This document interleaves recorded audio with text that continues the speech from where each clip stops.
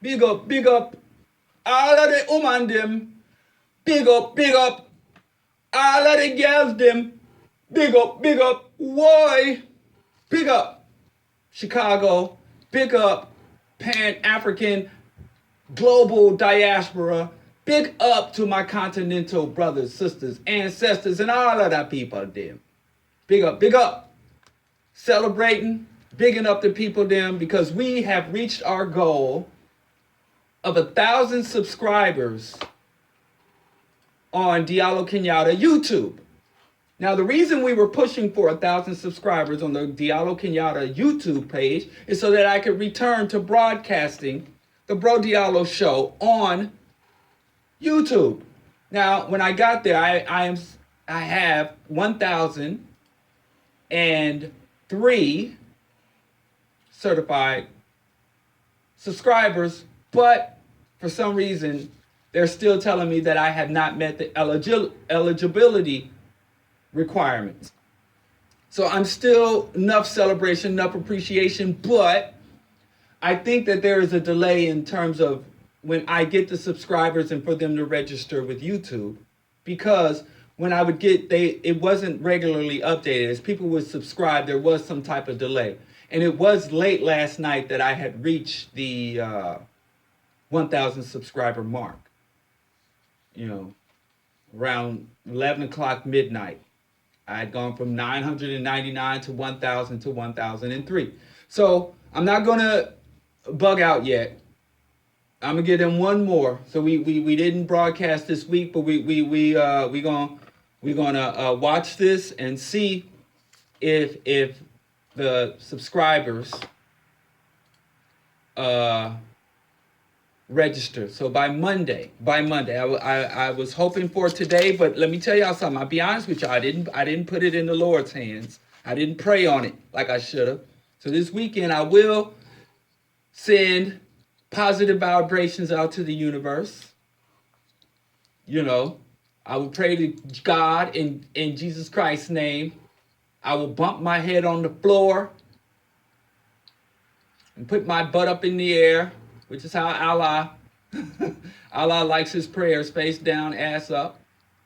Who else? Shiva. I'll pray to at least a dozen Hindu gods.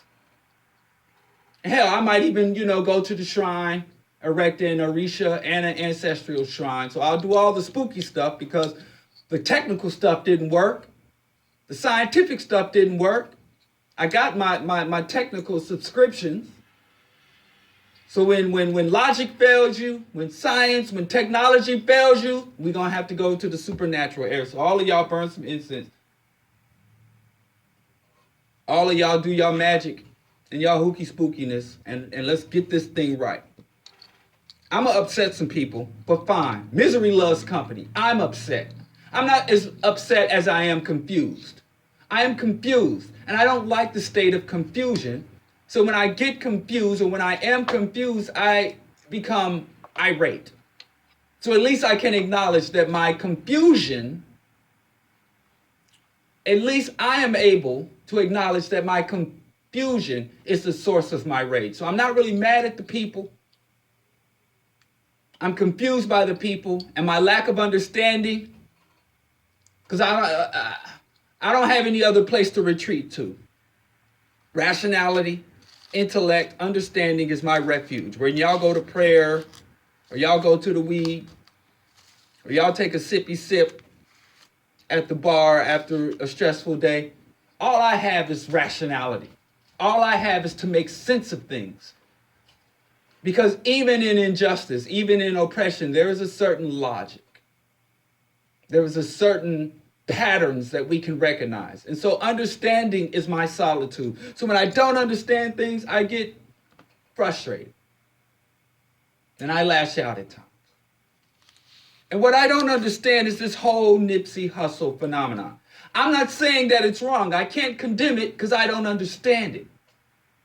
But nor can I celebrate it because, again, I don't understand it. And I had some guy come to me last night who is an educated black man, a progressive black man, a conscious black man, a revolutionary, at least by his own definition, black man. And he came and told me that the things that I had said about gangs, that my timing was inappropriate or insensitive, that I should not have said the things that I said about gangs out of respect for Nipsey Hussle, a man who was murdered behind some gang BS. And all I did was post a series of questions and a couple of comments. And I'll share them with you. I asked, how much longer we going to pretend that black gangs are a potential revolutionary fighting force within the community? And then I asked, when are we going to acknowledge that gangsterism is incompatible with black empowerment and black liberation? And then I asked, why don't we understand that black gangs have the same basic values and objectives as our oppressors? Or as my fellow socialist said, quoting Marx, that gangbangers, lumpen proletariat criminals and predators are what he called renegade capitalists. And then I asked, why do we attribute the noble origins of black gangs to them today, even though they no longer adhere to the founding principles? And then I stated, gangsterism is idealized by black men under oppression. Wait, let me just restate that. Getting ahead of myself. I said gangsterism is idealized because black men under oppression latch on to any portrayal of power and strength, even erosive power. I think that is something we really are uncomfortable with, brothers. Then I asked, how many revolutionary organizations and movements have to be corrupted by gangsterism before we collectively denounce gangs? Because a lot of conscious black people like to flirt with this gang stuff. And then I asked, which caused a lot of people to go and rewrite history. It caused a lot of people to come at me with some analysis, pseudo-intellectualism about the reality of black organizations versus black gangs. But I'm going to put it out here. I said, why hasn't the government carried out a COINTELPRO against gangs like they did against the UNIA, the Black Panther Party, the Black Liberation Army, the SNCC, the Student Nonviolent Coordinating Committee, the Southern Christian Leadership Conference, and on and on and on. And some people are like, oh, they did. Oh, no, they didn't. But I digress. And then I think the final disrespectful thing I said about, I don't know how this was disrespectful of Nipsey, but I said, rebranding gangs as street tribes, quote unquote street tribes, or quote unquote RBG, revolutionary but gangsta, is historically, culturally inaccurate and disrespectful. Now, these are some thoughts that I've had about gangs, because what confused me is what should have been an opportunity for the community to come together and dialogue about the erosive, subversive, counter-revolutionary nature of gangs, the disruptive presence that gangs have had in black communities, came out to be black people still set tripping, still rewriting the history and reworking the understanding of the impacts of black street gangs in the black community. I watched the Nipsey Hussle. I was in and out of it. But there's two segments of the Nipsey Hussle funeral that I watched. One was Snoop Doggy Dogg's eulogy. And Snoop Doggy Dogg was up there cripping. The whole funeral was cripped out. What am I missing here? That's like if somebody died of cancer, you'd have cancer funeral, celebrating the presence of cancer,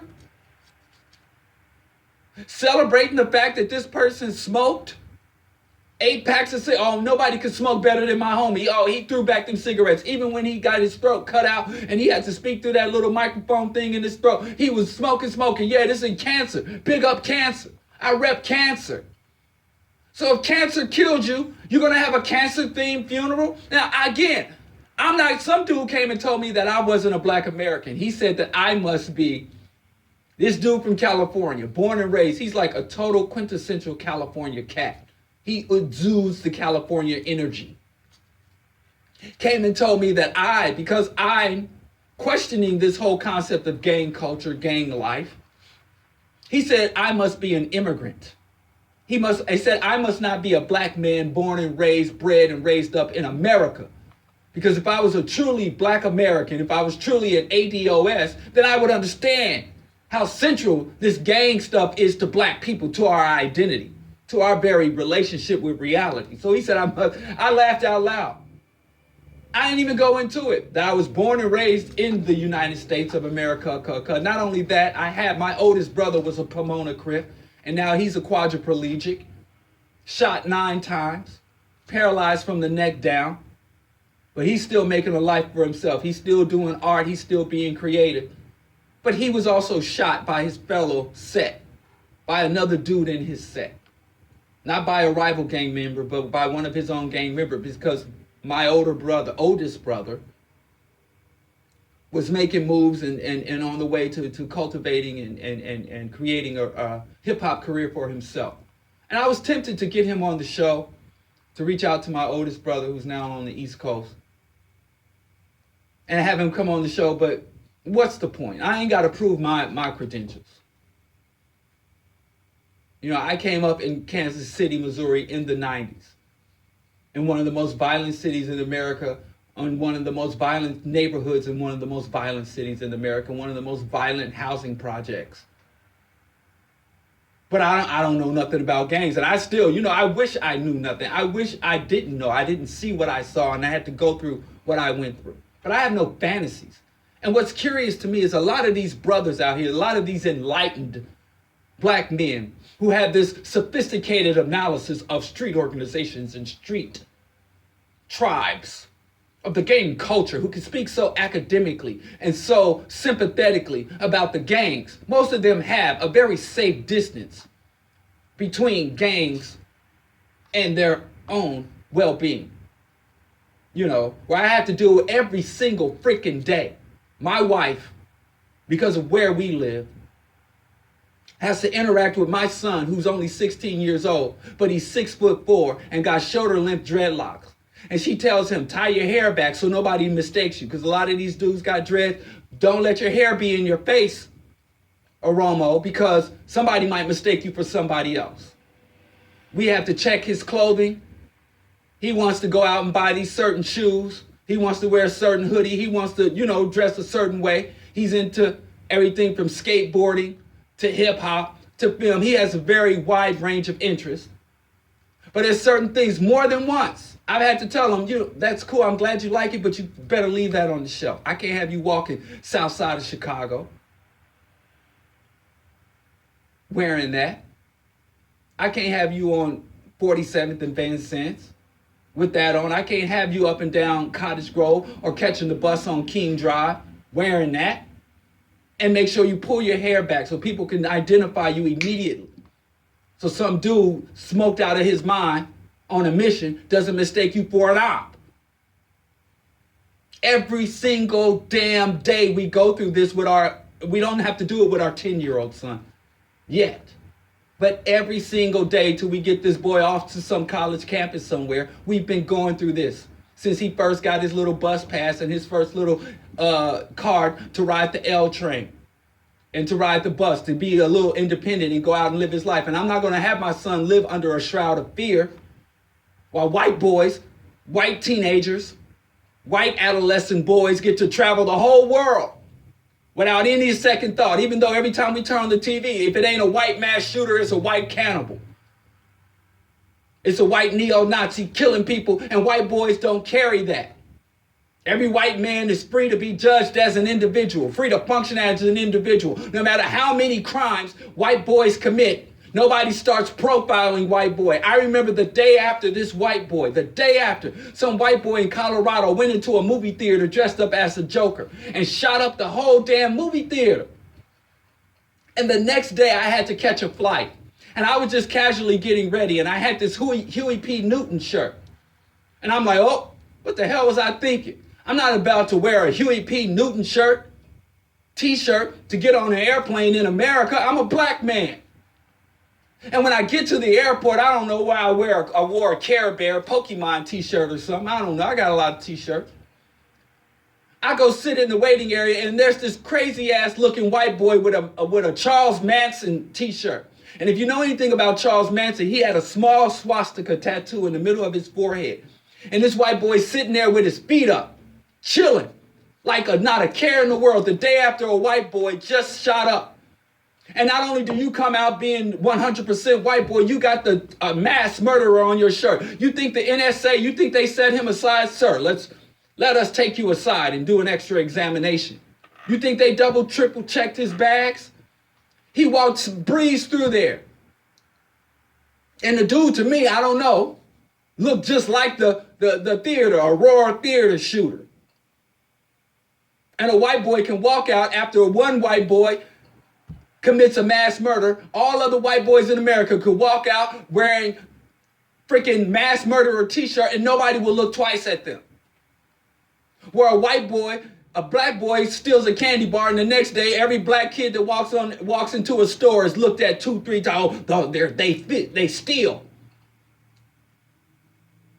So a lot of you people that want to have this fanciful, idealized concept of what gangs are and what gangs represent and the impact of gangs on the black community, most of y'all don't live this life. And I know we all got common struggles. We all got common struggles. Maybe, I know multimillionaires to this day have to tell their little black kids about the police. I talk to them. I know parents, affluent, educated, world travel. I know young men and women that go to every 2-3 years, they got to re-up their passport because they globetrotters. And they have to look across from their well-educated, multilingual black child that they're trying to raise up. And tell them, when you're in public spaces, be low key, chill. Don't be too loud. The police step to you, just comply. If you're innocent, let them take you into custody. Let them fill you up. Let them touch your genitals and reach down in the back and examine your anus cavity. Let them do what they got to do. Put you in a holding cell.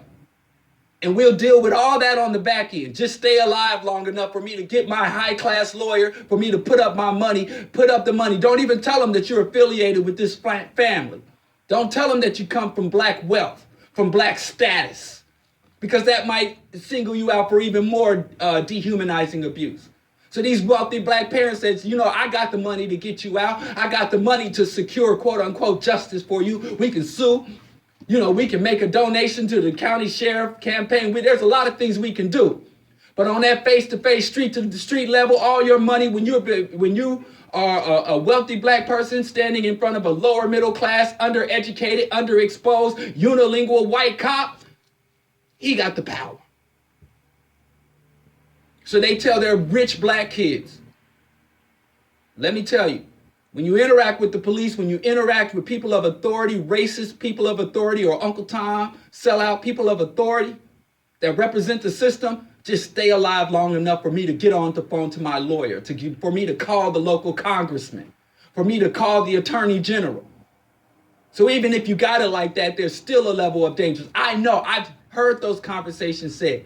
I've talked to those black wealthy parents. But it's a whole nother thing to say you got to watch out for the pigs and you got to watch out for your own damn people too. So I ain't saying affluent blacks don't have struggles. But what we have, black people have, is what's called compounding struggle. So if you're black and poor, if you're black, poor, and gay, if you're a black, poor, gay woman, if you're a black, poor, gay, disabled woman, yes, you got the standard overarching black oppression, but then you have all these other layers of oppression on top of that because of how the system is set up. And it kind of frustrates me. I'm talking to all these educated, affluent black people, and they're telling me, well, the circumstances of gangs, the socioeconomic, blah, blah, blah, blah, blah, blah. about gangs. I'm like, do you know anybody who's in a gang? Have you ever, besides going on a safari, an academic safari with your clipboard to interview some people, have you ever lived in a housing project in a poor neighborhood? I'm just like, y'all, I mean, how do you, I don't know. Maybe y'all just, again, I'm not the best black person. And if y'all gave out the best black person award, I wouldn't even make the finals. Because y'all got more heart than me. Y'all got more love than I have. Because y'all out here, it'll be an Uncle Tom, get hit in the head with a billy club, a black person that comes out to the world and says, I don't love black people. I ain't got nothing for black people. It's all about me. And black people, y'all deserve whatever y'all get. And black people, and if you don't want to get shot by the cops, don't steal pound cake. These race traders. And it could be a famous race trader like Bill Cosby, or lesser known like Stephon Clark. And if they suffer injustice, y'all get out and march for them. I'm not sniffing tear gas for no Uncle Tom. Some of y'all, if Clarence Thomas got shot by George Zimmerman tomorrow, y'all would be in the streets singing We Shall Overcome with them Am I a Man placards. Y'all be out there singing, and that's not me. I'm not that pure. I told you my black solidarity, my black unity is like a phone contract. It comes with terms and conditions. And if those terms and conditions aren't met, I absolve myself of my basic racial obligation. To me, it's to give some to get some. I'm not a savior. I'm a cooperator. I will work with you for our collective freedom. I'm not going to fight against you for my individual freedom. That's just not how my brain works. So I'm not the best black person. So y'all are more humane than me. So y'all can look at these people and be sympathetic to any black, pro-black. I'm not pro-black. I'm pro-conscious black. I'm pro-progressive black. I'm pro-revolutionary black. I'm pro-working class and poor black. I'm not even poor rich black people. I don't root for rich black folks. Until you can demonstrate to me that a black person or any person can get rich without being a parasite to other people, then I'll be pro that rich black person. If you can demonstrate to me I got wealth, I was able to amass a large amount of fiat currency in a capitalist system without preying upon or exploiting other people's labor or resources, then I'll be pro that one. But you're guilty until proven innocent. So I'm not the best black person. Don't even want to be. I don't want no parts of that category. So my thing is radical analysis. Sober, unflinching, radical analysis. Data, fact, evidence, history, context-based analysis. So a lot of times I can't kumbaya with the hood. I can't lock arms with the community and go along with what the community goes along with. I'm like John Henry Clark said, it's better to march in hell alone than to march into heaven with an army of fools. Which is not a nice thing. And it's not a comfortable position. But I think somebody got to hold it down. Somebody got to rep the set. If we're going to, since everybody's so enamored with gang culture and gang mentality. So when I look at the Nipsey Hussle funeral and I see that Nipsey Hussle was killed by a Crip, Nipsey Hussle's potential was cut short by some pointless, baseless, degenerative, regressive, reactionary, predatory gang BS. And I have watched for the last week or so, all these people get on the YouTubes and the Instagrams and the Twits. I saw all these prominent black people, Master P, N-O-R-E, Snoop Doggy Dogg, Game, 50 Cent. Hell, I saw Farrakhan, Barack Hussein Obama. I watched all these people get on here and denounce violence, call for peace. And then, when the funeral come about, It's a Crip commercial. It's literally a promotional commercial, a promotional ceremony for gang culture. It was a recruitment tape. Nobody got up and says, bun, fire, burn. I've heard people say, Master P, N-O-R-E, Boosie Badass. I've watched people get up and denounce the whole black community. You can't go to the hood, man.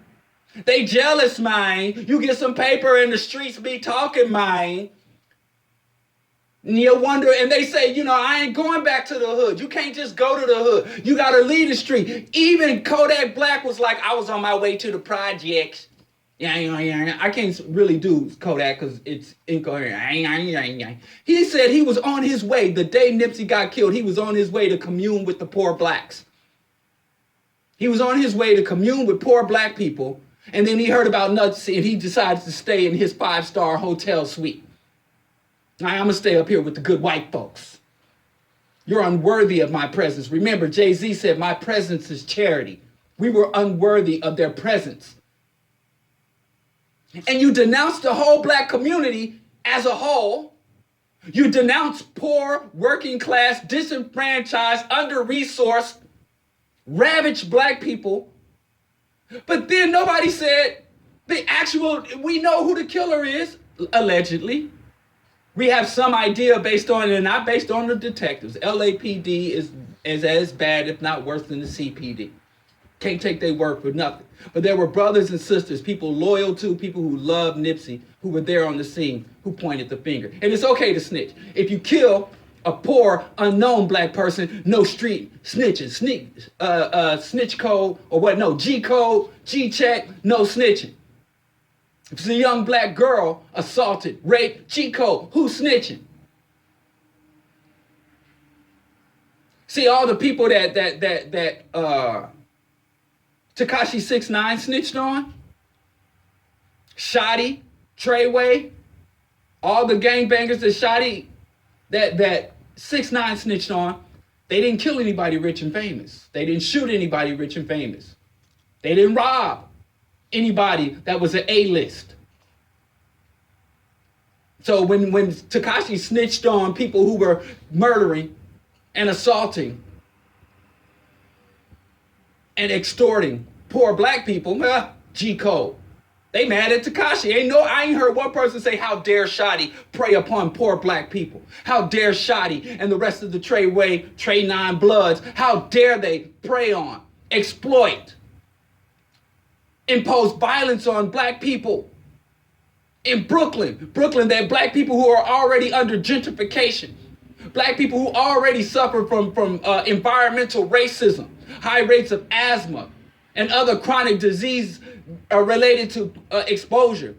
You got Brooklyn, New York City, the Bronx, where little babies are still being bitten by rats in their cribs. It's parts of Brooklyn where children still got diseases of malnutrition. How do I know this? I worked at Downstate Medical Center.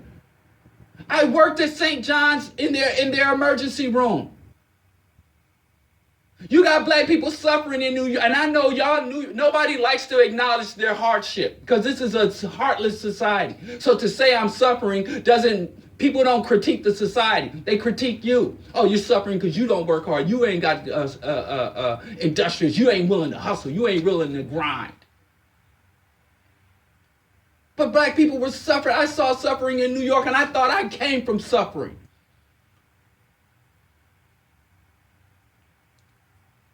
New York was supposed to be my way up out the projects, and I went and saw worse poverty than I escaped from. And in the midst of all that, they got Shotty and the Treyway putting guns in 9mm and thugging all through the hood, creating on top of that. On top of that, we got black men and some women engaged in predatory behavior of people who are already pressed. They ain't convicted Shotty of doing crimes on the Upper West Side, Midtown Manhattan, where the Koch brothers got their mansions, Central Park West, not even the Village or the meatpacking districts. He was in the black hood. And everybody was like, how dare Tekashi tell on these brothers, get these brothers locked up. I ain't heard nobody call G Code on the Nipsey thing. I ain't heard nobody, and there's people all over the media, national media. Yeah, I was there. I saw what happened. And then the dude came up and he gave Nipsey a pound. Then he pulled up on Nipsey. He pulled out on Nipsey, shot him twice, and then he went to the car. Yeah, I saw it. And then there was a woman who drove the getaway car. Snitch, snitch, snitch, snitch, snitch. And I ain't heard one of these gangster rappers that's denounced. There are rappers who said, I will die before I'm ever on camera, before I do a song with Tekashi. I will die. And then you turn around and they're like, oh, we got to find this guy. We got to bring justice. What's the difference? And I was attacked when I said, y'all mad at Tekashi? Y'all mad? And I asked a series of questions about this G code, the inconsistencies of the G code. And I made a statement that I had to block some people. They went in on me so hard. I said the no snitching culture. Black people came up with this, you hush your mouth up. If it don't concern you, you keep it to yourself. That came about because if you were on the plantation where the master only gave you enough shelter, food, and clothing to sustain you, there are many plantations where there are stories written in the history books and in the journal of the slave masters. If you go read 400 Years Without a Comb, there are archaeological freaking research where many slave masters took better care of their livestock, of their horses, and their prize cattle than they took care of their human slaves. So when a black person would go steal some axle grease, because they'd be out there in the field with insects under the hot sun, and they would make these concoctions using some clay from the soil, and they'd get axle grease and other ingredients to put something salve on their skin to try to protect their skin from the insects and the heat. And you know who stole the axle grease? Nobody say nothing. When somebody go and spit in the pot in the master's kitchen, you ain't seen nothing. Nobody know nothing. Ain't nobody. That's where the no snitch code came. It ain't because black people are unlawful. It ain't because black people are inherently criminal like white people say and rappers like to validate. It's because black people understood is that the laws did not properly represent us and that we had no obligation to a system that didn't recognize our humanity. So any black person that violated the laws of our oppressors was not an enemy of the people and was not doing damage to the people. And even Neely Fuller codified that in the code system concepts to fight white supremacy. He said the only crime a black person can commit who is a victim of racism and white supremacy, his word, I don't like that word white supremacy. I prefer white domination. I prefer white aggression. I prefer white exploitation. To me, aggression, domination, theft, mass murder is not a supreme act. If you think white people's behavior makes them supreme, then you should call cancer cellular supremacy. Because white people behave on a human level, Western culture behaves on a human level, is that cancer cells behave on a microscopic level. So if somebody get cancer, you don't say, oh, you have cellular supremacy. But that's his word, and so I'm quoting him directly. Neely Fuller said the only crime a black person can truly commit is harming another black person. That's the only crime you can commit under oppression. Since the laws of the land, going all the way up to the Constitution to local ordinances, the only thing you can do wrong, up until he included, Neely Fuller was not playing, he included murder.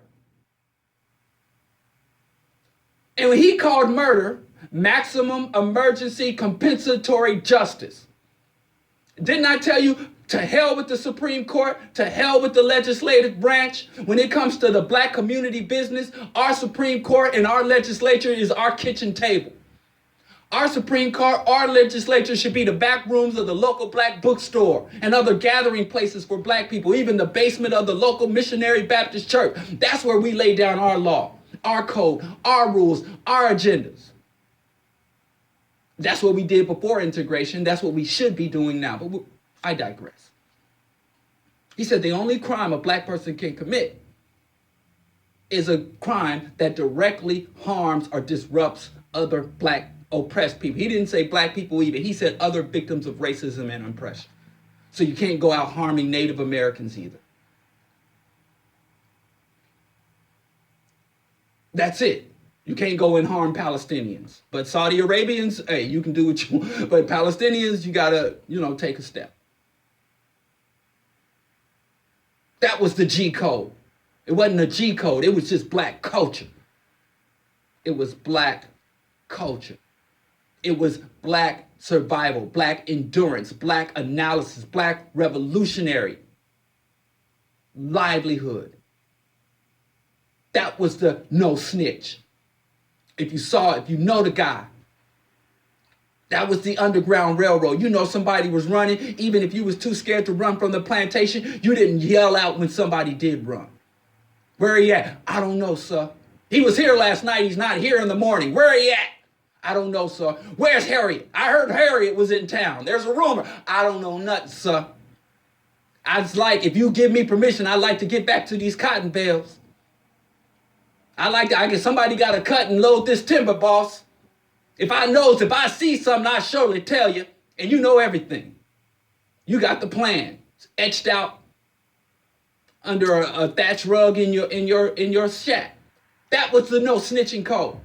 How did no snitching go from resisting slavery, from resisting oppressed systems of oppression, from fighting against imperialists, fighting against racists, protecting our freedom fighters, protecting our rebels, protecting our renegades, subverting systems of oppression? How did the no snitch code go from that to protecting predators, people who traffic young black girls, people who distribute drugs to our mothers?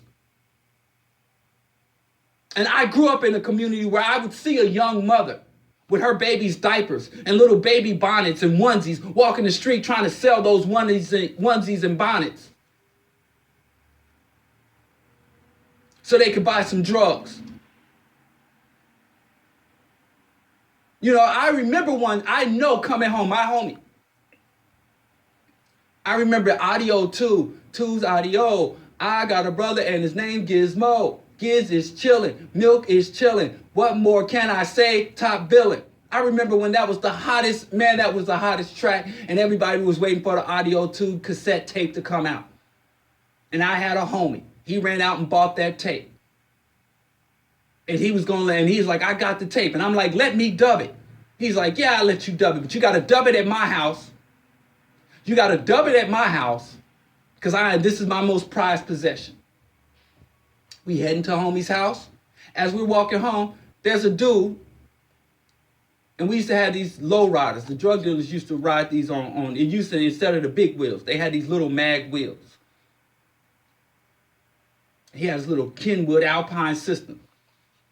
Back in the early 90s, we walking in his house to dub, and this dude's blasting in his car stereo, Giz is chilling. Milk is chilling. What more can I say? Top billing. I'm like, yo. And it hit me right then and there as we walk into dude's house. That's my man's tape that this drug dealer's playing. This gangbanger's playing my man's tape. And I know they made 1 million copies of that tape, but I knew that was my man. We go in the house. He's looking all over his room. His mother sold it or gave it away to the drug dealer for a hit. Ain't no telling what she got. She bundled that up with what little money. He took little dude's thing, and we were little kids. And he's like, oh, I can't find my tape. He was embarrassed. Nobody, my mom was on drugs. His mom was on crack. My mom was on crack. And we just didn't speak of it. And the gangbangers, and this dude, I never forget this dude. I know his name. I know where he is right now. I know where he is. He's still out there, so to speak. He had enough money. He just did it to just disrespect, just to yo, y'all ain't nothing.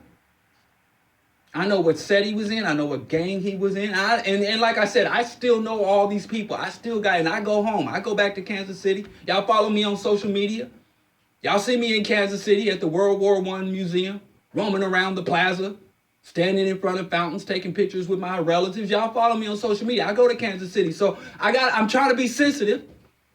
Don't want to respect the G card. I'm not naming names, but I'm saying I know this, just the humiliation that the gangbangers like to humiliate people who aren't affiliated. Like Lil Wayne said a few years ago, if you ain't blood gang, you part of the food chain. Or more sophisticated, the gang, the black on black criminal, if you read Amos Wilson, he said that they feel that they are exercising power. One way for them to exercise power is to try to get the material trappings of power. Nice car, power over women, multiple women, jewelry, clothes, designer clothes. But another aspect of being in power in this system is being able to dehumanize and humiliate people. And we all know everywhere the white man went, he stole resources. He murdered. He built concentration camps. He enslaved. But another thing is the dehumanizing mockery. Just the basic unnecessary mistreatment. Mistreatment that doesn't even, like certain mistreatment. Bonding me. Forcing me to work for no to low wages.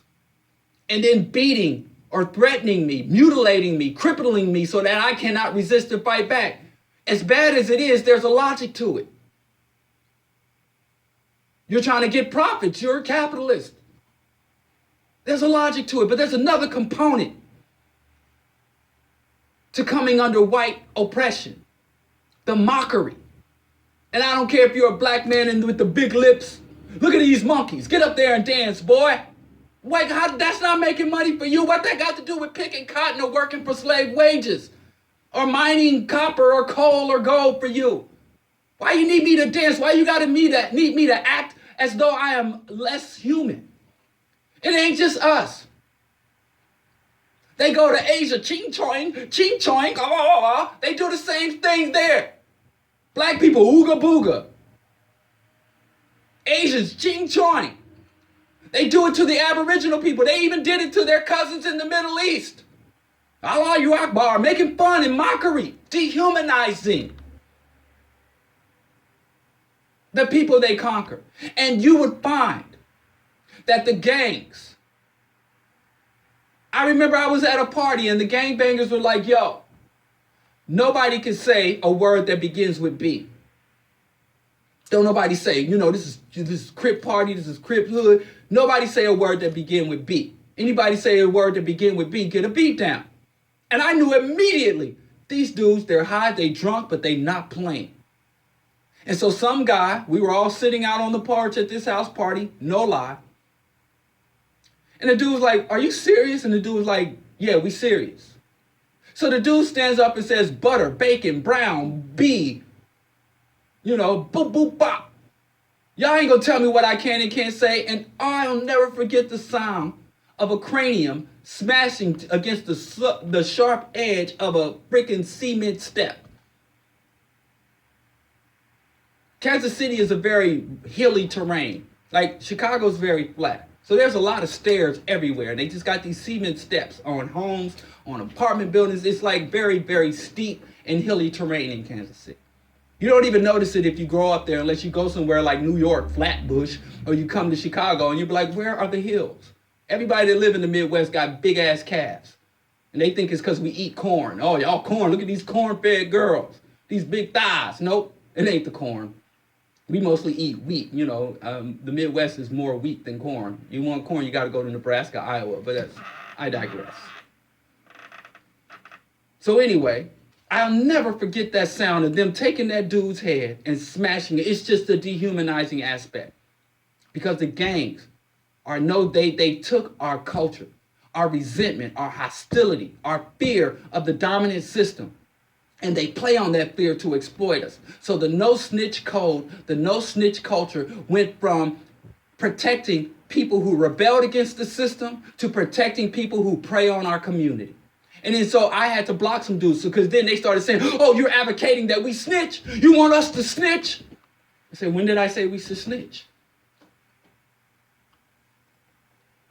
Let me tell you, I've never snitched on a black person in my life. And I know right now, and I say his name, go to freerickykid.com. We grew up. Our mothers were best friends. Our mothers grew up together. They had kids together. They got high together. And he's serving life without the possibility of parole, been in jail for over 2 decades. The man is absolutely innocent. Not only do they have eyewitness testimony, but they got video testimony that the man was not there at the site of a major homicide. But he didn't snitch. He respected the G code, and the people he protected utterly abandoned him.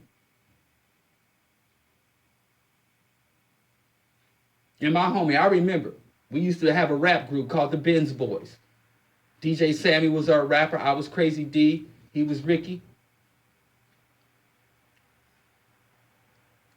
You know, dudes get their whole childhood snatched away by this stuff. And y'all got these romantic notions of gangs. That's one thing I had the benefit. Growing up, my father wasn't there, but he used to write me these 10, 15-page front and back single-line prison letters, just running the gangs of the street. And my dad used to talk to me about this thing called invisibility. How you can be invisible in plain sight. How you can navigate. That's where I got it. And he's like, you know, you live in the projects. Your mother's on that end. Your grandmother was a saint. She took me and my brother and my sister in and raised us after raising 6 kids on her own. My grandmother was a single mother back when y'all had this idealistic time. Our children born to single mothers. My grandmother did the right thing. She got married. She stayed married. A lot of married women were single mothers. A lot of married women did not have the support and cooperations of the fathers. They had the piece of paper, just like we got a piece of paper called the Constitution. Just because we got constitutional rights don't mean we got constitutional rights. Just because women got a marriage certificate or a marriage and y'all so focused on the numbers and y'all don't look at the on-the-ground reality of our people. And y'all use the marriage stats of the 1950s and the marriage statistics of the 1960s to shame young black mothers today. When you don't go and look at the on-the-ground app, go talk to your grandmas and your great aunties and see what a utopian of matrimony was back then. So instead of you trying to regress to a time, you're trying to regress to a fictional past instead of advancing towards a revolutionary future. But that's a whole nother discussion. Go back into the archives and look up fetishizing the black family. But anyway, my grandmother raised 6 kids on her own, even though she was a married black woman who did everything she was supposed to do on paper. She raised 6 kids and then had to flip around and raise 3 more grandkids.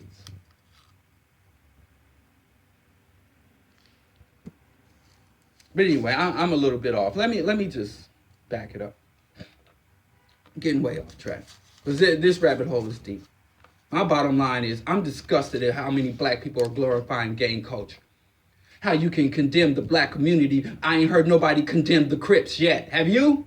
Send me the link. At Diallo Kenyatta across social media. At me, the link.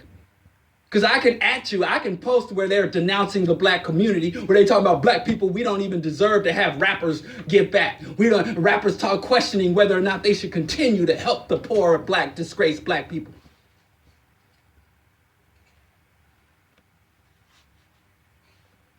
Send me the link where somebody says, I condemn the Crips. I condemn the Bloods. I condemn the Rolling 60s and the Nickerson Gs. The GDs, the BDs. I denounce it. All these rappers crying about Nipsey's death. How many of them have renounced? How many of them said, I'm going to cover up my set tattoo with a Nipsey Hussle tattoo? And then y'all turn around and do a Crip funeral? What? Snoop Doggy Dogg said, let me see if I can remember this quote. That man, too much weed. Y'all say weed ain't a drug. I think Snoop is proving y'all wrong. It does something. He said, for God so loved the world that he made a perfect crib. Rest in peace forever, my whatever neighborhood nip. God so loved the world that he made a perfect crib. And Snoop Doggy Dogg is standing on the thing with his full crip regalia.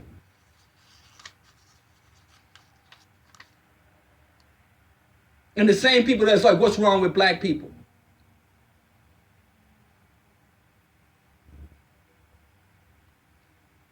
Man, listen. But I don't understand. Y'all smarter than me. Y'all tell me. Y'all tell me something.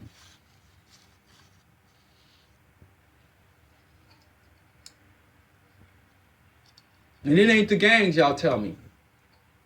It's the white man. Let me tell you something about the white man. The white man doesn't oppress us using magic.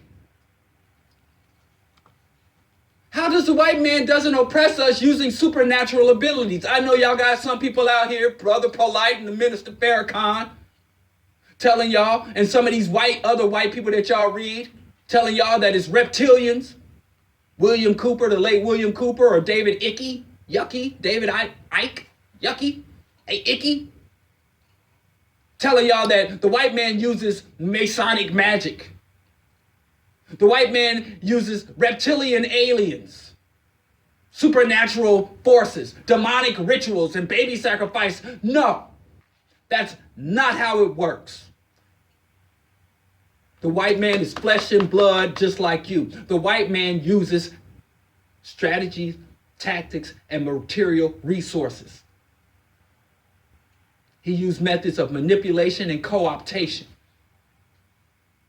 So you cannot condemn oppression.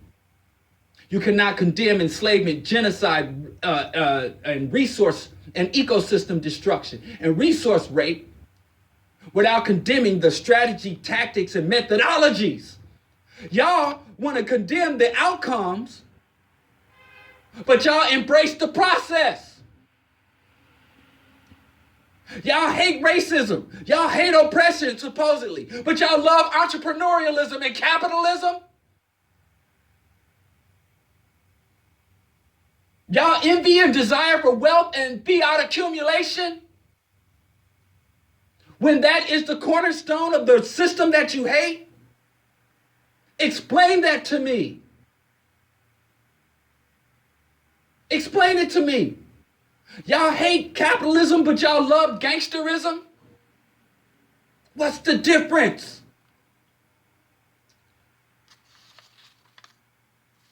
Y'all confusing me. And let me tell you, when I say gang and y'all say white man, when you look at the colonialism, when you only look at the first wave of colonialism and subversion everywhere in the world, and when you look at neocolonialism, the first people, when the Europeans seek to subvert a native people, the first thing they do is identify who the criminals are in the society, who the antisocial elements of the society, who are the most corrupt, money-thirsty, blood-hungry members of the society, and they built them up. They give them extra leeway. They use Indian gangsters, the thugs, the thuggies in India to suppress the liberation movement. They use criminal gangs and tribalistic gangs to establish colonialism in Africa, to subvert the anti-colonial movement, and then to impose neo-colonialism through gangsterism in Africa. Go look up gangs in Africa right now today, especially in places like South Africa. When they went into Iraq, just some of y'all within y'all lifetime, I'm talking about stuff that happened before we were born. Y'all go to the Middle East. You go to Japan. You go in the triads. You go to Hong Kong and the gangs everywhere Europeans go to colonize people, criminal gangs rise up. And an ecosystem can't support a revolutionary movement and a gang culture at the same time. It's going to be either or. When the revolutionary movements takes prominence, the freaking gangs reduce their level of influence and power. And when the gangs and the antisocial predatory elements raise up into society, the liberationist elements always begin to get reduced. They can't exist in the same ecosystem. You're either going to raise up revolutionaries or you're going to raise up gangsters. And let me tell you something about you good all-American parents. If you're raising a young capitalist, if you're raising a young man to go to the Army, the Air Force, the Marines, if you're raising a hustler and a grinder, you're still raising a gangster. Whether you're raising a Crip or you're raising somebody who fills out his W-2 forms and is on the payroll of Hewlett-Packard. You think that those are criminal organizations too. You're either raising a low-level gangsters or high-level gangsters. If you're not raising a revolutionary, you're raising a parasite. You're either fighting for your people or you're against your people. It ain't no middle ground. It ain't no doing you. Doing you means you're doing the oppressor. And you're against your people. There's no neutral position. Kwame Ture said, if you see somebody raping your mother and you just say, I'm not in it, I'm not participating in the rape of my mother, you're still against your mother. You can't take a neutral position when your mother's being raped. They know I ain't in it. That means you're against your mother. So when your people, when the whole planet is under omnicidal oppression and you take a neutral position, same thing. So I'm confused. And every time somebody comes on social media to explain to me why it's okay to you lose a brother who was trying to reform, trying to develop, trying to cultivate, trying to redo something that was already done, the Booker T. Washington plan, trying to resurrect a dead horse. And y'all think it's okay.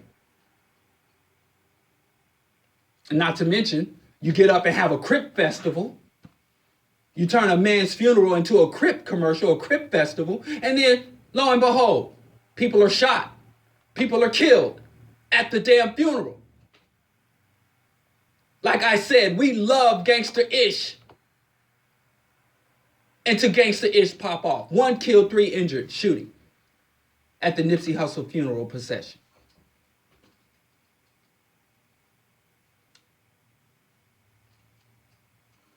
One person killed.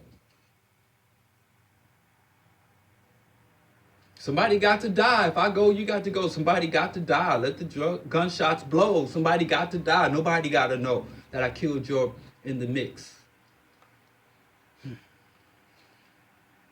So, that's what happens. You have a funeral where a Crip gets up, Cripped out. Nipsey Hussle's brother, how does Nipsey Hussle's brother honors him? Nipsey Hussle's brother gets up there and tells a story about how they used to work, and I know this so well. I used to clean up dog feces for $5. I remember going around the hood with rakes and shovels and grinding for pennies. And you take your little $5, $6 and you go buy yourself a king-size Snicker bar and a slushie. And that wasn't a snack, that was dinner. I know that, I've lived that. But he said, just like me, it's just crazy how an immigrant from their motherland can come to America and have the exact same experience as the ADOS. He said, we used to get out here and hustle. Go back and watch it, it's all over the internet. He said, we used to go out and hustle all day, work 24 hours, 21 hours straight, and come back with $21. He said Nipsey would go up the block, be gone 15 minutes, and come back with $200. And he didn't say that was unfortunate. He was bragging like, yeah, that's how Nipsey do. And I know, ain't too many ways that a young black man, impoverished, can go up the block for 15 minutes and come back with 200 stacks. You selling drugs or you selling yourself? And I'm not condemning Nipsey for doing that, but is that something you want to say in remembrance at his crib funeral? What the blood clot? I'm out of it. Not by voluntary. Y'all pushing me out. What? And then Farrakhan's on that. This Nipsey thing, every now and then I get a wake-up call. We had this thing called the NWC, the Negro wake-up call. And usually the Negro wake-up call is a black person who is delusional about their status as a black man. They think because they got a degree, they got a job, they got a white spouse, that the rules and the tragedy of being black does not apply to them, that they have transcended their blackness. They're in a post-racial reality, all of their making.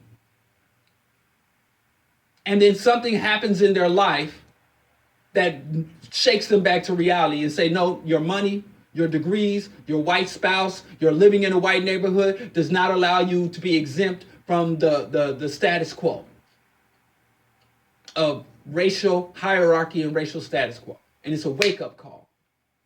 Like when Michael Jackson went out and was like, I'm the king of pop, I'm the king of the world. And then Michael Jackson came on TV and was like, they took me into a prison cell and I experienced police brutality. The police strip searched me naked. Now, Michael Jackson got treated like thousands of other black men who are arrested in California get treated. I've been taken into custody and had my testicles gripped and pulled by policemen. Hell, not even by cops, by rent-a-cops, by security guards. Pinned up against the wall. Putting pressure points on your esophagus so you can't breathe, you can't swallow. Where the spit pulls up in your mouth and you're drooling. I've been through this. And the cops gave me a bench warrant, a citation, and sent me on my way after assaulting me, physically, sexually assaulting me. I've been through it. But Michael Jackson, when he went through it, he was like, the world should stop. Everybody stop. Michael Jackson, am being treated like every other black person across the globe. That was his wake-up call. But most black people that get that wake-up call, if they still got money after the wake-up call, they hit the snooze button. Michael Jackson hit the snooze button because as soon as he was out of trouble, he was back off to Neverland. He didn't rejoin the struggle. But, I thought the wake-up call was only reserved for black people who didn't understand or didn't accept reality. But I got another wake-up call. And my wake-up call is not so much, I thought that I was exempt. My wake-up call is, I thought we were a little bit more advanced than we were collectively. I thought we were a little bit more enlightened because I be watching y'all on social media. I follow y'all hashtags. I think black people are a little more woke. We're a little bit more understanding. Yvette came with this ADOS hustle and the community was on it. Every time one of these Negro celebrities say some off-the-cuff nonsense related to race, disrespect black women, hashtag cancel, get them. Black Twitter be on it. So I'm like, okay, there's a slow but steady awakening. But then I see all of these absurdist contradictions.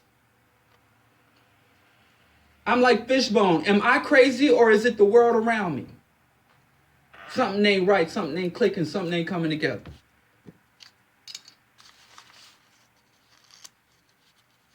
But I digress. Let's talk about the reason why Nipsey is celebrated and loved. If you listen to the show, Wednesday, I talked about how everybody was comparing Nipsey to Malcolm X, Tupac, and there's more than a few references of him being Jesus, him embodying what now calling Christ energy. They said the Christ is not a person, Christ is a title, the anointed one. And they saying Nipsey Hussle embodied Jesus energy. He is a Jesus. Hey, listen, I'm not making this up. So I said there is a strong desire to put Nipsey's life in a larger historical context. And I respect that. I understand that. When somebody's been impactful to you, you want to give meaning and weight to their existence. And one of the ways we humans, especially Africans, do this is we make connections. We are a synthetic people. We want things to connect together. And so I said, if you must have a great historical figure to connect Nipsey to, in terms of his ideas and his programs, he's not a Garvey, he's not a Malcolm X, but if you had to have a black historical icon, it would be more akin to Booker T. Washington. What did Booker T do? Booker T was promoting entrepreneurialism and skills development. Booker T. Washington wanted black people to master agriculture and industry. Why agriculture and industry? Because those were the two emerging businesses at the time, areas of the economy. And Booker T. Washington set up the National Negro Business League. He was all about that paper.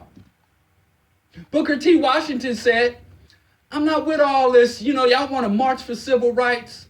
Y'all want to go on these anti-lynching campaign. Booker T said you got to secure the bag. We got to have whole businesses. Go back and listen to Nipsey's recordings.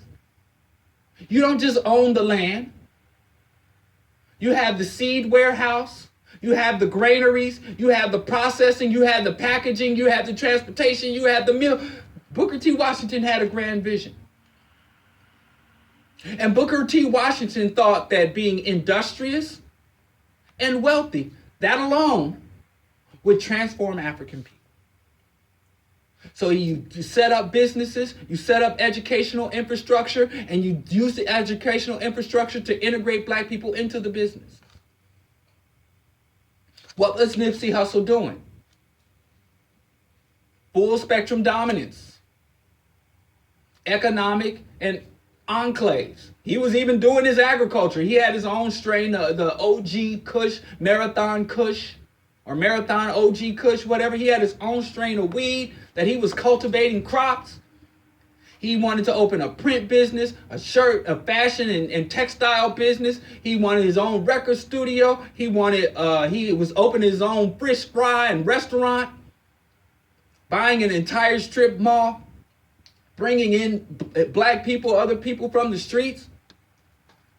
It's a lot of similarities. Not only that, the educational. Tuskegee, he was setting up STEM programs. He brought African engineers from Ghana, coders, and it's because it's no longer agriculture and industry. It's about coding and intellectual property. So he was setting up educational infrastructure and business and entrepreneurial infrastructure. And poof. Now, T.I. has promised us that he's going to continue the program. T.I., I believe Snoop Doggy Dogg made a commitment, and the game. Now, I don't know about Master P. NORE said he's not giving nothing to black people no more. He's going to punish all poor and working class black people and blames us all. He blames the community for the death, but not the Crips. He didn't say anything disparaging about the Crips. I'm still waiting for somebody to say something disparaging about the Crips. Who killed him? The community didn't kill Nipsey. A Crip did. But I digress. What is the problem with this? Why doesn't this work for black people? And one thing that's a problem with this is elevating the mediocre to the exceptional. And what do I call? Do I think Nipsey was mediocre? No, I don't think he was mediocre. But what is mediocre for black people is business unto itself. Black people are the original business people. Black people set up the first markets, created the first systems of trade and exchange, the first systems for giving value, the first markets, the first caravans to travel across lands to distribute goods and services. We've been there, done that. It's simply owning businesses, controlling businesses, amassing wealth, being industrialist, If that's all it takes to be free, we would have never been enslaved. Dale Jones said, we were wealthier and better educated than the people who enslaved us. So obviously, wealth and education is not unto itself going to prevent you from coming under enslavement, colonization, genocide. We were wealthier and better educated, even physically healthier than the people who enslaved us. Go back and read Chancellor Williams. And you don't read Chancellor Williams. Go back and read Michael Parenti. Go back and read Howard Zinn. Go back and read the Harvard historian, lying-ass conservative white man Phillips. Go back and read Guns, Germs, and Steel. Everybody says rich nations don't invade poor nations. For what? Rich nations don't invade. Rich people don't invade poor people. It's always the other way around. Europe was broke, sick, and starving.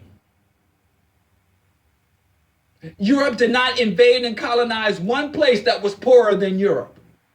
And I don't give a damn, it's the French, the German, the Polish, the Greeks, the Italians, the Portuguese, the Spanish, the Dutch. Everybody they invaded was richer than them. And I'm done telling you, go read what the white people said. Go read Capitalism for the Dead. Go read The Iceman's Inheritance, Social Capitalism, and Socialism for the Dead, written by a racist. It comes to the point where you can only lie so much. If you lie too hard, you get back round to the truth.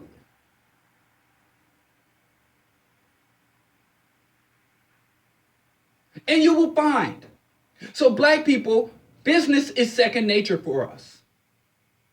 Commerce is second nature for us. It's nothing. White people understand this. Every time. White slave masters had a hard time.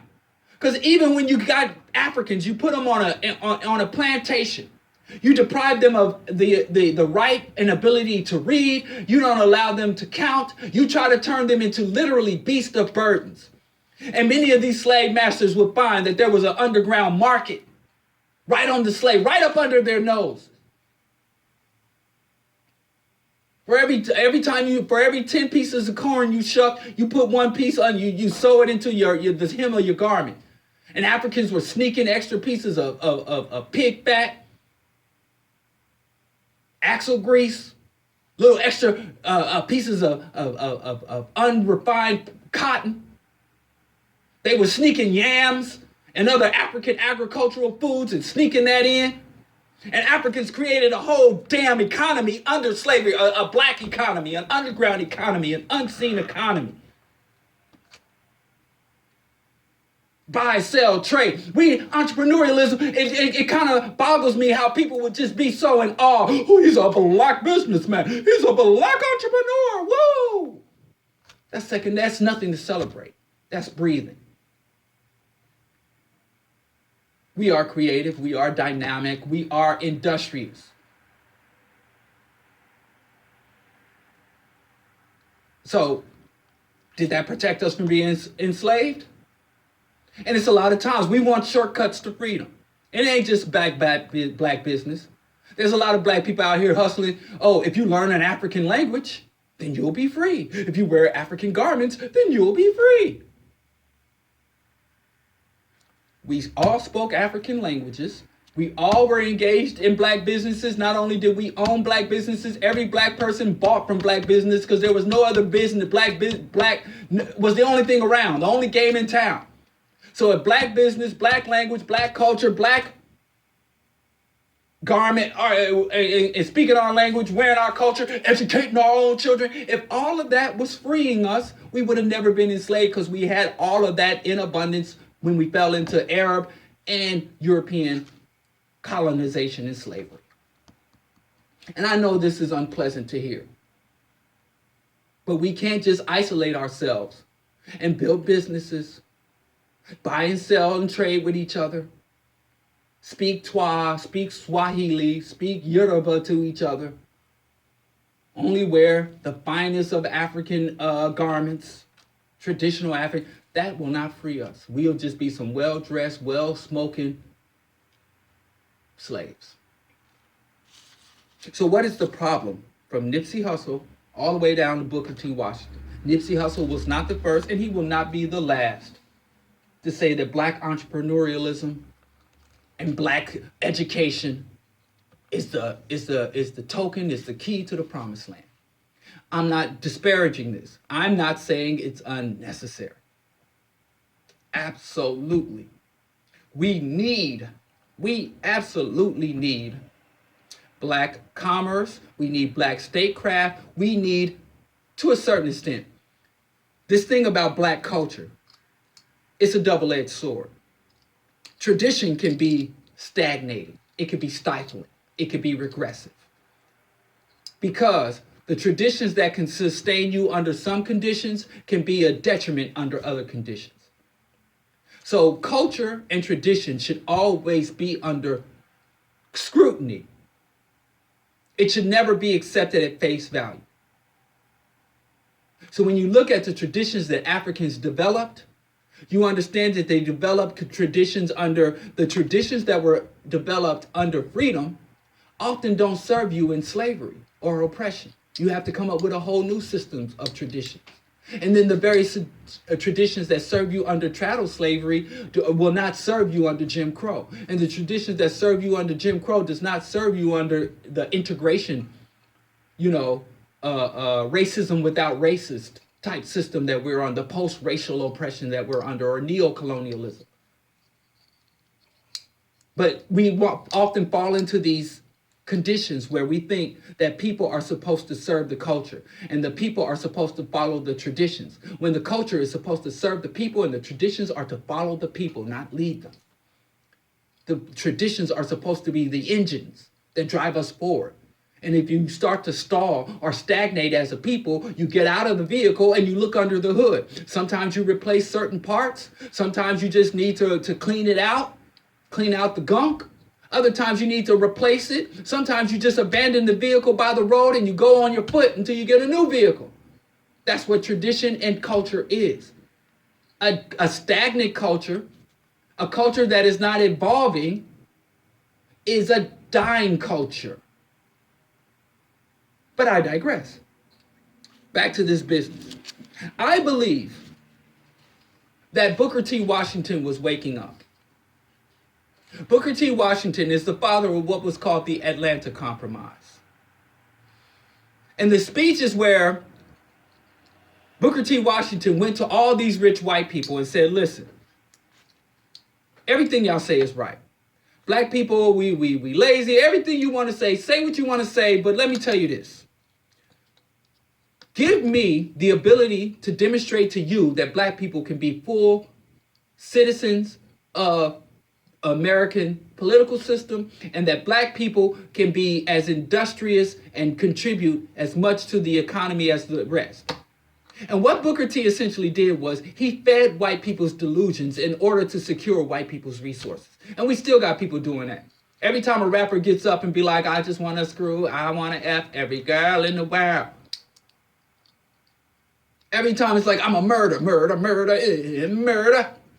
Gunshots in out of head. Whenever a black person gets up and portrays himself, and by extension the rest of black people, in a subhuman, oversexed, gangster, thug, dangerous, exotic way, white people run out and buy $1 million, millions and millions of their streams, downloads, and records. Why? Because confirming white people's delusions has always been very profitable for black people. It's oftentimes harmful for the black masses, but the black individuals that are very good at confirming white people's delusions for themselves, that's all Oprah Winfrey has done. Look at Oprah Winfrey's career. Everything she says, she's not a journalist. What the hell is Oprah besides a conduit for white validation? If you go back and look at the Oprah Winfrey show, every prediction, every political prediction, everything she says about economics, everything is wrong. Oprah's wrong about everything all the damn time. Oprah was talking about in the 80s. This one example. She said that Haiti and Uganda will be the first two countries that are completely depopulated because of the AIDS epidemic. And Haiti and Uganda, both, even though they have economic and environmental turmoil, have a reproduction rate 3 times higher than the United States. Like 10 times higher than Italy. She's wrong. Remember, she went and opened that school, and she said, I'm going to open the school in Africa because black people in America don't value education. And that school is an utter catastrophe. Oprah's own network failed. She fails at a lot of things. Everybody's like, Oprah is this wise guru. No, Oprah is not paid because she's a wise guru. Just like Trump. Trump ain't a great businessman. Trump knows how to feed white people's racist delusions. Oprah knows how to feed white liberal delusions. Oprah even said, yes, I'm a mammy. I think a mammy is a good term. I'm not offended when people call me a mammy. A mammy is a nurturer. I don't mind suckling middle-aged white women at my teeth because they pay a lot of money for my teeth, for access to the teeth. So, just like when a black person gets up and says, I'm a gangster, I'm a murderer, I'm a killer, I got these hoes, I pimp hoes. White people are like, woo, confirming white delusions. One of the first black men to master this was Booker T. Washington. Booker T. Washington was getting money from the Roosevelt, the Oppenheimers, the freaking DuPonts. He was getting big money because he told white people, oh yes, us poor, disparaged slaves, we are just fortunate to be in your shadow. Just give us an opportunity to learn from you. He told white people, I don't think he believed that.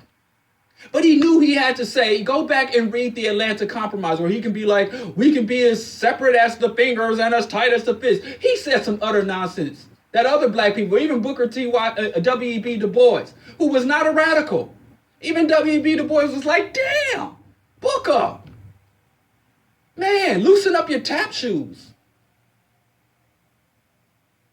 But Booker T was like, yeah, let white people think whatever we want. We're going to get this Tuskegee Institute. We're going to get in this hustle. We're going to make this money. But I think he understood because W.B. Du Bois said, listen, if you do not cultivate the minds of black people, you can teach black people how to do industrialism, manufacture shoes, cultivate the best crops, process those crops into manufactured goods, value added, they can understand. You can have black people be the best mechanics. But if black people don't have a certain consciousness, a certain sense of self, a certain sense of purpose, if they don't understand their larger historical legacy and lineage, if they cannot reunite themselves psychologically, culturally, intellectually with the African continent and make a larger connection to the African diaspora, we're just going to be a bunch of wealthy slaves. He told Booker T that you got to pay attention to the ideological and intellectual development of our people. You can't just teach them how to repair stuff and grow stuff and build stuff and earn fiat currency. We are more than that. We are philosophers. We are people who can envision the world, not just get with the white man's system, but envision and create our own independent systems. We can govern ourselves. Instead of working so hard to encourage us to obey white laws, we can create our own damn laws. Booker T was like, man, listen, you're going to bring trouble around here. Let's just secure the bag, get this money. We can buy houses, we can buy food, and once we're physically stable. And then Booker T and Du Bois was like, I don't think so, man. We're not cattle. We don't just need shelter, food, and comfort. Sometimes we have to expose ourselves to risk. And Booker T, because was like, listen, man, Booker T knew depravity. He knew struggle. He saw it. He lived it and he saw it. And I try to respect these people that I don't agree with Booker T, or I have my issues with Booker T and Du Bois. But I try to look at them in the context of we're real cool now. We can go online and hashtag Black Excellence. But there was a time when Booker T was active, 1905, you walk down the street, you ain't got to say Black Excellence, you ain't got to say Black Power. If you looked a white man in the face, they would cut off your genitals and burn you alive by making eye contact with a black person, with a white person. And it's because of the struggles of those people you're able to run around talking about black excellence and talk that empty rhetoric about I'm not my ancestors. You get these hands with your disrespectful asses. But I digress. But you don't know this. Many people don't know this. Booker T reached out to Marcus Garvey. Booker T was the one who encouraged and financed Garvey's leaving Jamaica and coming to the United States. Booker T was the linchpin that created the foundation for the UNIA. But unfortunately, Garvey didn't get here to about 3 years after, 2 to 3 years after he died. So Booker T was in communication with Garvey. Garvey was like, yo, I respect your industriousness. I like how you're building industry, how your independent economic and technological development of African people to bring African people into being at the forefront of industrial development. I respect that. And building independent, semi-independent, independently ran, but not financed, so it wasn't truly independent, but, you know, like the HBCU still 100 years later, but I digress. But Garvey saw something in Booker T, and Booker T saw something in Garvey. But unfortunately, they weren't able to bring their two understandings together because Booker T died. But he's the one that gave Garvey the motivation and some of the money to get started. Go look it up. So to me, what that communicates to me, it took him damn near 60 years old. It took him almost to the end of his life, but the same thing with Du Bois. Du Bois lived to 90s, and Du Bois didn't wake up till his 80s. So, you know, we all cocoon at our own pace. But Garvey understood, no, it don't matter if your industry ain't African, if your education ain't African, if your vision ain't African, if your governance ain't African, if you're not about elevating Africa, a tree is dead without its roots. Garvey understood that. So Garvey brought the African consciousness to the Booker T. Washington industriousness. And I think that's what's missing. And we still to this day think we can do black enterprise, black development without revolutionary African consciousness, without oppositional African politics, without the development of African militia, African army, African military might to stand and to build it up to the point where it can expose a Western army and NATO and the U.S. Armed Forces and AFRICOM and all these other military might. And now we waited so damn long that the Chinese are now trying to do their imperial hustle.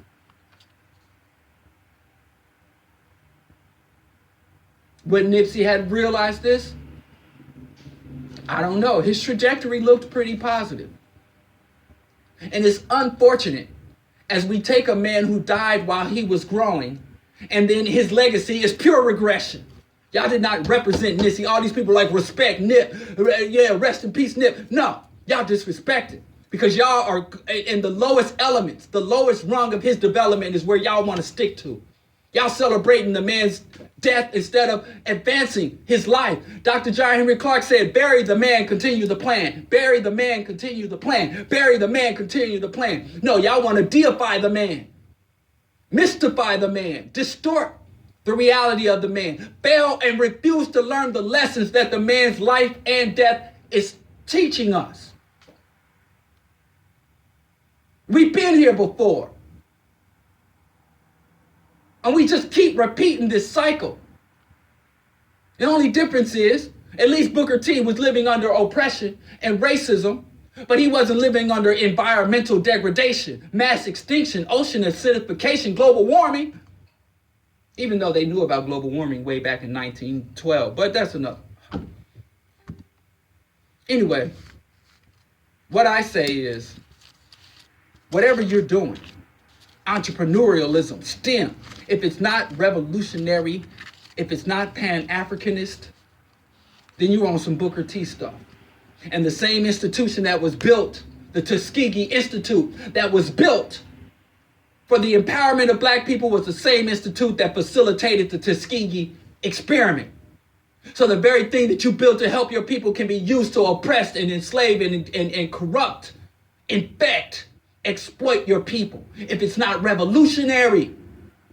Everything we do has to be revolutionary. We don't have the luxury of just having black families. We need revolutionary black families. We don't have the luxury of just being entrepreneurs. We have to be socialistic, communalistic, revolutionary, pan-African institution builders. We don't have that luxury because we are under attack. So when you want to go out for a leisure walk, that's your right. But when you got rabid, savage dogs chasing you, then you can't just be like, I have every right to walk calmly. No, you got to run. You got to do things different. You got to jump. You got to go directions you didn't want to go. We see other people, well, the Asian people get to walk. The white man gets to walk. You ain't the Asian people. You ain't the white man. You can't develop yourself the way they develop themselves. Their destiny is not their day. They are, as Kwame Ture said, they are not our teachers. They are not our examples. And when we simply try to replicate what they do, we always end up with funeral processions. And another thing we got to stop doing is stop tying our destiny to any individual. Trump could drop dead tomorrow. And Trump dropping dead tomorrow wouldn't affect capitalism. It wouldn't affect the U.S. government. Bury the man, continue with the oppression. So if Nipsey Hussle was really woke, he would have had 15 other people ready to step into his space. The guerrilla movements understand. The Chinese understood. Every time the Chinese erected a leader, they trained at least a dozen other people that were trained to be the leader. And they acted as leaders. Hell, even Fidel Castro had body doubles. He didn't only have people that could do what he did, he had people that looked just like him. All over, spread around everywhere. You can't just go, I want to run my business. I want to govern my country. I want to love my wife and raise my family. No, you don't have that luxury because we're under a predatory oppression. So everything we has to do has to be in opposition to something, somebody, some way. We need revolution. And that is the fallacy. That is the fallacy that we live under. This is where we're missing. This is why, even though we do great things, we have horrible fallacies. We think running a business, black love is revolutionary. No, it's not. Running a business is revolutionary. No, it's not. Black kids learning STEM is revolutionary. No, it's not. None of that's revolutionary. Revolution is revolutionary, nothing else. That is the liberation fallacy, and we're still doing this. From Booker T. Washington back in 1905, 1910 to 2019. We still think, open us a business and get us some education and it's going to be all right. How many more? I got to get this wonderful song, Blues. How many more? This is the Bro Diallo Show, Q4 Radio, AM 1680. iTunes Radio, TuneIn app. DialloKenyatta.com, Patreon/Diallo Kenyatta. Please make a donation to help keep us on the air. We need Black Media Matters. We are saturated with anti-African images, with confusing. We need sober, uncompromising analysis. If you value that, help us to sustain the Bro Diallo Show. Because I'm not about to get no money from none of these rich rappers to stay on the air. You know, they say he who pays the piper names the tune. Well, the people are the piper. That's why I would prefer to be dependent on the people than reliant on any corporate or elitist source for support. Anyway, we'll be back Monday. Well, we ain't going nowhere. I always talk like it's the end of the show when we just move on to the next segment. But I wanted to play share some Amos Wilson with y'all, and I didn't, again, overindulge myself. But we ain't got to do better. We got to do revolution. That's it. We've tried every other avenue, from peaceful, nonviolent integration to independent, black capitalism. We've tried everything except for subversive, worldwide, pan-African revolution. Let's do that. And we ain't even got to know, even if it won't work. We know one thing about Pan-African revolution. It scares the crap out of our enemies. So it must be something valid to it. Our enemies will help us do entrepreneurial. Even Obama. It's a mad world. Anyway. I continue to digress. Please support our efforts here at Q4 Studios. Please support the Bro Diallo Show. Thank you to everyone that helped me get my YouTube up to and beyond 1,000 subscribers. And now I'm hoping that they will stop tripping because I tried to go live, even though I have the base numbers that they told me, but they're still saying. So I'm just hoping there's some slight glitch or delay. And by Monday, we'll be able to broadcast the Bro Diallo Show on Diallo Kenyatta at YouTube. Time will tell. If not, I'm going to have to go through the rigmarole of uploading, downloading, uploading. But anyway, the struggle continues in Q4. So we're gonna have another musical. No, we're not gonna. We're gonna go straight to Amos Wilson because I don't have much time. So let's hear a little bit about Amos Wilson and a little from our grand ancestor, Amos Wilson, and I will be live again. What happened? Sorry. Here we go. And I wanted to play more of this, but hey, taking what we get. Amos Wilson, Black on Black Violence.